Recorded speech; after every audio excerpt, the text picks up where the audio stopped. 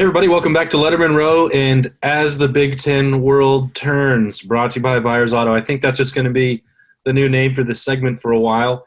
Ostensibly, this is another delayed rapid reaction to Big Ten Commissioner Kevin Warren being back in touch with the White House, not specific to President Donald Trump. That call was last Tuesday. There's not been another one between the commissioner and the president, but there have been two. Multiple sources have told Lettermen Row two follow-up calls from Warren to White House representatives, the Trump administration, but he's not asked for any amount of tests, a specific amount of tests. He's also not added any additional requests for assistance from the White House. It's now going on 8-9 days. This was something that I think my sense is that the White House thought there'd be a little more urgency from the Big Ten with the offer of help being on the table, that maybe they would actually act like they want to play sometime soon. Yeah, but clearly they don't. I mean, that's what this really comes down to, is that we were all under the impression, we were all bamboozled here into thinking that that they were concerned about, like, player safety and health and all that stuff, and that they didn't want to play because they wouldn't have the resources to play and to make sure they had all but they have all those things. Everyone else is playing. The Big Ten is still sitting on its hands. And the fact of the matter is, I don't care what your opinion about Donald Trump is, if the White House reaches out and says, we can help you, call us back by Friday and let us know how we can do it, and then you don't call them back, you're just a jerk. Like, what are you doing? You're playing with people's lives here. You're playing with people's futures. Like, stop, just stop. Man up, say, we thought things were going to go a different way. They didn't. We're going to correct the course. Sorry, our bad. Let's play football in October. Because if you play football in November, it's stupid. And Ohio State should say, no, thank you. We're not playing in November. Screw you. Yeah, I think it's, you would have thought that it would have been encouraging to write the story that Lettermen Row had on Tuesday, that the Big Ten was still in active talks with the White House. But that initial call on Tuesday was described as positive by both sides. And I think that there was an expectation on the side in D.C. that there was going to be real momentum, that if you're urged or encouraged and offered this help, that you would take it and do something with it quickly. But to have two subsequent follow-ups where neither of those goals were accomplished, I'm not sure that people understand or can even believe that that's what's happened with Kevin Warren, and it doesn't make any sense. That's not how any of this works when they're supposed to be, if you wanted to play on October 10th, I would say that the deadline is Friday or Saturday of this week. Agreed. You can't just snap your fingers and say, well, here's 250,000 tests. That's the kind of stuff that you might want to have brought up in these other calls, and I just feel like I'm going crazy, Spencer. I'm still trying to wrap my mind around why a Thanksgiving option even makes sense to anyone. Like, a 3-year-old could look at the schedules and say, like, I think Liberty could look at the schedules and say, oh man, Thanksgiving doesn't make sense. Like, it just doesn't. What are you playing for? And so for these presidents, some of these presidents, and one president in general, from everything we've heard, to think that Thanksgiving makes sense and November makes more sense than October. How? On what? Here's how it makes sense. Here's how. Because for those presidents around the league that are tired of getting their asses kicked by Ohio State, what they realize is that by forcing Ohio State to play starting in end of November or waiting until January, the Ohio State football team will be a totally different football team than the one that's ready to play in October. And so for a league that has had its collective rear ends kicked for the last 20 years, this is an opportunity to bring the Buckeyes back to the pack. And so what you see is the University of Michigan, let's just call it out, let's not beat around the bush, that is the school that's holding up the October possibility right now, if we're being honest, or at least one of the schools that are doing it. But it's the biggest one. It's the big one. And if Michigan doesn't play Ohio State in October, well, they stop Ohio State from having a chance to win a national championship. They significantly increase their chances of actually beating Ohio State if they play this year at some point, because Justin Fields, Sean Wade, Wyatt Davis, all these guys are gone. And all of a sudden, you have a little bit more momentum to say, hey, well, our program can compete. No, you can't. You're doing. Hey, this is how I feel. I know it is. Deal with it. And there's no objective reason. There's no objective reason. Okay, but to believe that would require that this dude, this president, who won't even pick up my mind, who won't even answer a text or a phone call from Jim Harbaugh, that this guy actually cares about college football. I've lost my mind. Exactly. He doesn't care about football. Jim Harbaugh wants to play. Jim Harbaugh should quit. Jim Harbaugh should walk to Mark Schlissel's office right now, knock on his door, and put in his 2 weeks' notice and say, hey, you know what? You don't support our program. You don't support me. You don't support my kids or our families. I'm out. I'm going to coach the Miami Dolphins. Tua wants me. Tua would answer his call. That's true. Spencer, you're in. I just think this is like around the horn. Like, seriously, when just like you buzz us in, and Berman, Berm's up on points right now. I'm telling you. I was going up and down with the points because not all the arguments made sense. Doesn't matter. You guys got me so angry. So I'm just going to let this one happen. I'm very confused because, again, I'm going to keep harping on the November point because it seems to me that one specific president who happens to be an epidemiologist knows what happens during flu season. I would assume that an epidemiologist knows that if you get deeper into flu season, it might be more of a risk to play football. So why would you hold out and want to play in November rather than October? Other than two reasons. And I'm just going to piggyback off of Berman. It's either the Ohio State reason or it's political, because I can't think of another reason why an epidemiologist would want to wait until November, deeper into flu season, to play a football season when you could get it started in October. There is dumbfounding. There is no objective reason to be waiting while the rest of college football is playing. And the simple fact of the matter, if we're waiting for a vaccine, there's a flu vaccine. 75,000 people a year still die from the flu. Okay. A vaccine isn't going to be a magic cure-all to solving COVID-19. Let's stop being myopic about this. Everyone else is playing. The Big Ten is going to be sitting home. And I know the Pac-12 is not playing, and I know the MAC is not playing, and blah, blah. The other conferences that matter are playing. And it's embarrassing. I mean, it's so embarrassing for the Big Ten to have this continuing. There's really no other word for it. The United States government has offered to assist you. And in a way, doing so have removed a good portion of the liability issues that you were worried about to begin with. And if there is a struggle, if there is an outbreak following football games, which there hasn't been anywhere else, then you have the federal government assisting you instead of being forced to do it all yourself. So the Big Ten should be in a better position than anyone else. And that part is interesting to me because when I think about this situation with Warren in the White House and university presidents and chancellors, they don't even need federal assistance. They are the richest conference in college football. If Central Arkansas and Austin Peay and BYU and the ACC starting this week, if none of those leagues need help from the White House, the Big Ten certainly doesn't. And as you said, it could be viewed as a potential bonus for the league. They can easily afford 250,000 or 500,000 of these tests if they're offered to them. They don't have to be gifts. They can pay for them. They can easily afford MRI machines if that's what they want for myocarditis. The Pac-12 just found a way to get daily testing.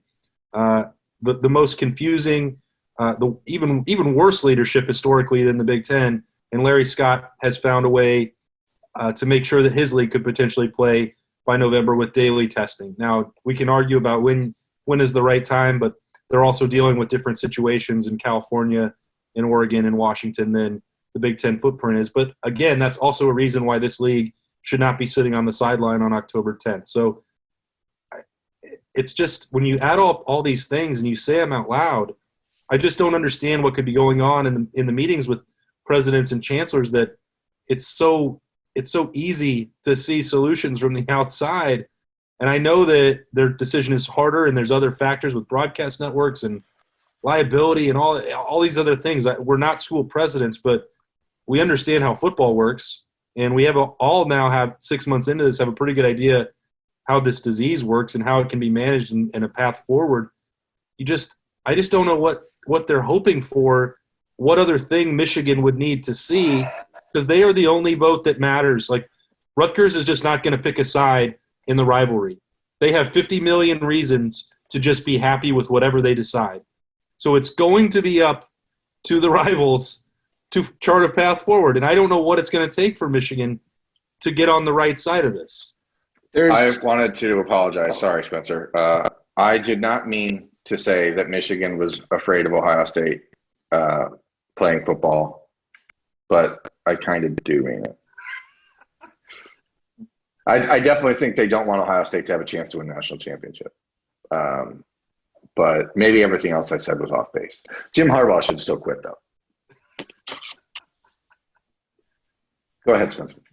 There's a certain Spencer. I think I can top that. There's a certain level. No, not top it as in just off the wall, but there's a certain level of chest beating that the Big Ten always hates from when it comes from like the SEC.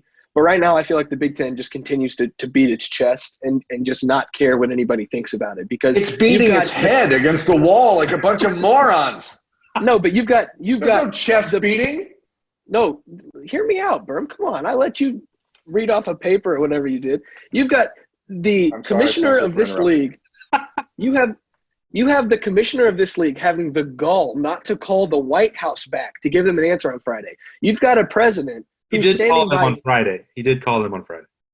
You've got a university president who is so confident in his science rather than every other doctor, including the doctor that heads the NCAA, on if football is safe to play. And you made the decision. You can't say it's wrong because you have way too much pride to say that it's wrong, and now you're just going to stick with it. That's some major off-base chest beating that needs to stop. It needs to stop now. They need to play football. The reality is, Austin, you said, we understand how football works. We understand how COVID-19 is being handled and how it can be handled. But we also understand life. And the reality of the situation is very simple. Everything here starts with presidents of these schools and the commissioner, Kevin Warren, picking up the damn phone and actually talking to the people involved, and actually talking to the coaches at Ohio State, and actually having a conversation with the players and the parents at Ohio State, and actually addressing the players at Ohio State and around the league.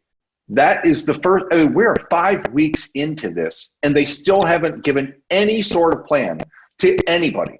And it is almost indefensible and unforgivable to me. And again, that's why I'm not even saying just Jim Harbaugh. If I'm Kirk Ferentz, if I'm Ryan Day, if I don't know that I would want to be a part of this league. And I know that weeks ago we're saying, Ohio State can't leave the Big Ten. They can't leave the Big Ten. Ohio State can. Individual people can. And I don't know that the Buckeyes and the rest of the league are really totally understanding what they're bringing on themselves as they continue to embarrass themselves like this. I'm going to stop talking. I'm done talking. I mean, that's obviously a more serious turn and a more serious consequence and people have asked us about this every day for 5 weeks. When it comes to the Buckeyes specifically, no, they're not going to leave the Big Ten. There's no – the financial repercussions would be disastrous for them. Even everyone thinks that it could be easily solved. It simply cannot, with all that money continuing to be owned by the Big Ten for the next 11 years. But the presidents and chancellors are simply not coming at this from the athletic perspective. And if they were, it would be a lot easier to see the repercussions of a once-in-a-generation opportunity for Justin Fields or Sean Wade, a 5 or 6 year commitment that exists for Ryan Day's contract, and why would he want to continue to play in a league that doesn't want to compete at the highest level when he will be welcomed with open arms at the NFL by the NFL? These arguments are specific to Ohio State. That's what we cover and who we know best, but it's not unique. If Michigan's president is not going to give an opportunity for Michigan to play football this year, then what you're saying about Jim Harbaugh is right. And I don't believe that he would just stay at his alma mater out of blind loyalty, because he deep down is a very passionate competitor, even if he hasn't found a way to solve the rivalry as the coach. Kirk Ferentz, I don't really care about that. Rutgers, that's irrelevant. But Penn To State, Rutgers anyway. James Franklin will not just stay at Penn State forever, and they've already seen what will happen to their top players when the option was to out or go get ready for the NFL draft, and Micah Parsons said, "See you later." These are opportunities, rare opportunities for the players that they're supposed. These are their student athletes, to use their term, that they're not giving an opportunity to maximize their careers, maximize their platforms, and you have general managers at the NFL level already publicly saying that they would draft a player who plays this ball ahead of someone who doesn't. That'll be an interesting lawsuit potentially down the road for loss of value. We see all these things clear as day as consequences for the Big Ten as a whole, for specific institutions, for specific players. And I know that presidents have a bigger job to oversee an entire university, but this is the most public-facing part of the school. This is what and the part that provides funding for everything else. It drives in applications. It drives in fundraising. Boosters aren't lining up to, go watch a chemistry major. Somebody might have a breakthrough and donate money, but they would still like to have a suite to go watch the football game. They just seem, there's such a weird disconnect here about how important it is, and obviously from the Ohio State perspective, you brought up Micah Parsons, and it makes me think of Justin Fields and Shaun Wade and Wyatt Davis and all these guys. We've talked about it on this show. Ryan Day's talked about it when we've had the opportunity to speak to him when he's dealt with the media.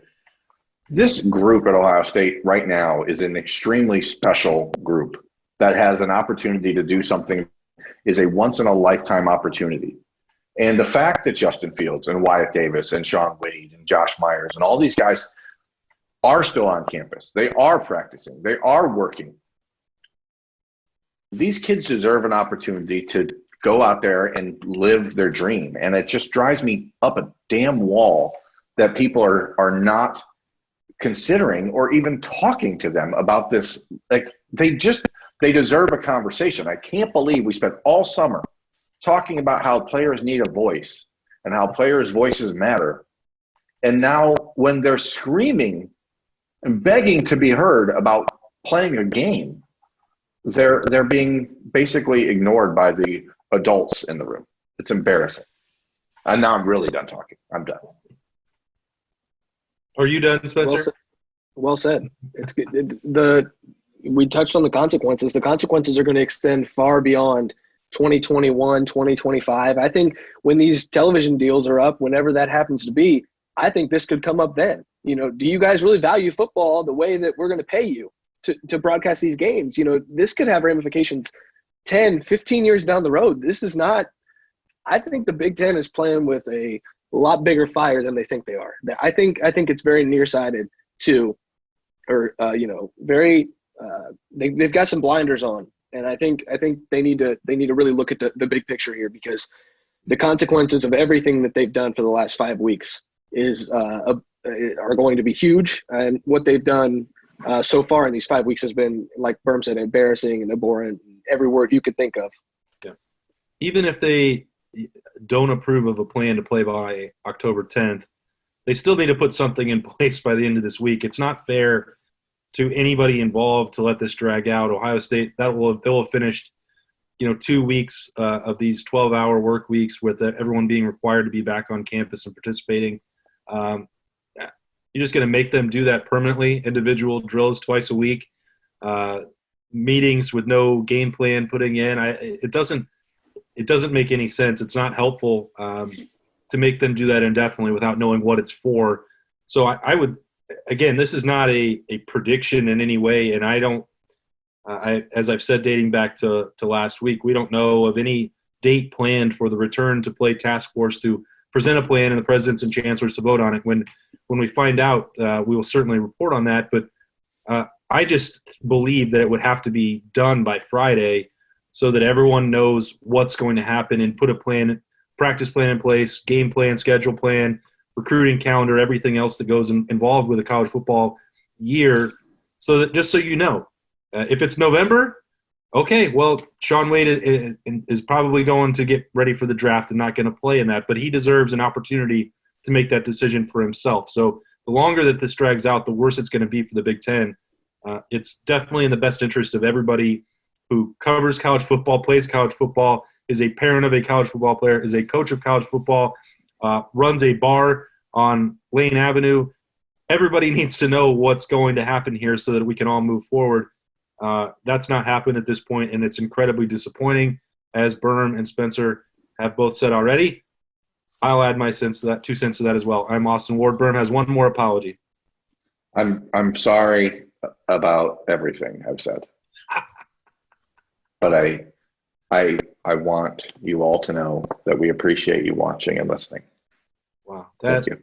that is heartfelt. You can tell he means it because he didn't really write anything on that card. So That was from the heart. That's a secret of the pros. That's just a fun prop. He's Berm. That's Spencer Holbrook. I'm Austin Ward. This has been As the Big Ten World Turns, brought to you by Byers Auto. We'll see you next time at lettermenrow.com.